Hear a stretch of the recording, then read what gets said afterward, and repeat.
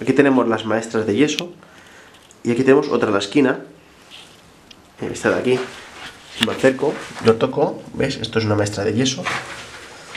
Y bueno, pues lo que hacemos es que entre esta maestra y la otra pasamos una regla para poder enfoscar, para poder hacer bien el revestimiento. Si os fijáis, ahí tenemos la mira, esta regla de aquí, que es la que hemos utilizado para apoyarme entre un extremo y el otro y maestrear el enfoscado.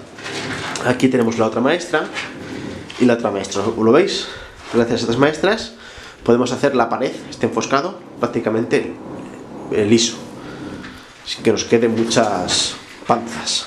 Y aquí igual, aquí tenemos otra maestra hasta la puerta, hasta el marco, y lo mismo. Pues aquí lo ideal es que dejemos enfoscado hasta la altura del precerco. Y bueno, esto es una explicación del tema de las maestras en obra.